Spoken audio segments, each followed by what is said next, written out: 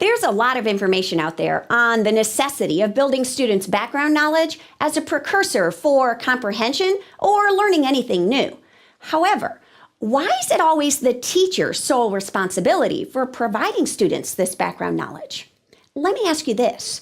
In the real world, when you're having a conversation and someone mentions something you didn't know, or uses a word you've never heard of, or reveals a concept you didn't even know existed, what do? We Google it. We grab our phones, we hop online, and we conduct some basic research to learn about that unfamiliar topic. Let me say that another way. When we don't know something, we read to fill our background knowledge backpacks, to discover this unknown information. And I'm thinking at some point, we need to teach students to do the same. So when embarking on your next new content area, unit of study, or novel or any subject matter, let's plan a background knowledge building activity that makes students more a part of the process. Here's what it could look like. Choose 6, 10, 15 texts that include basic information about this new unit of study.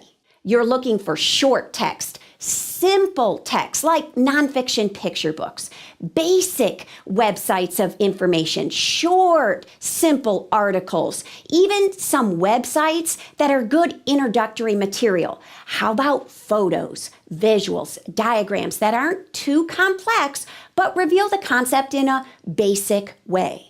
On the day of the new unit, when students come into class, you have strategically placed each of those different texts around the classroom. Some are in corners, some are on desk groupings, some are pulled up on the projector, maybe even some are on some computer monitors. But all of those texts are now in a strategic part of the classroom. Announce the new subject that you're about to study and say that today is Background Knowledge Building Day. Explain that you're going to put them in small groups of 3 or 4 students at each different text location.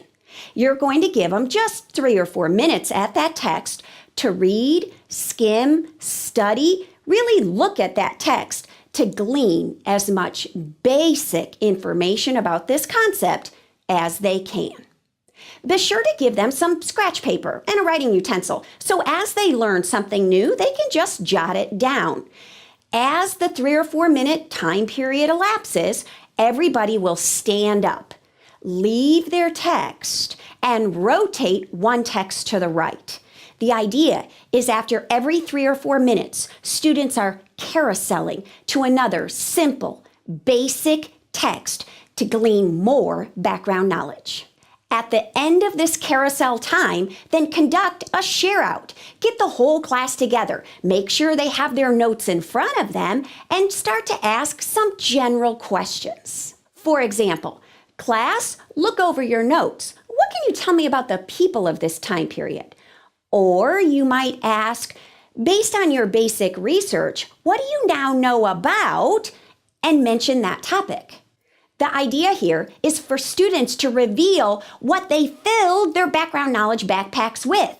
This is in lieu of you telling them, spoon-feeding everything to them. Now, you can use this all-class share-out time as a great opportunity to fill in the gaps or clarify misunderstanding. But remember, this is day 1 of the unit. This is background knowledge building day. We're not expecting them to be experts, but I am expecting them to start to use some basic research skills to learn things on their own.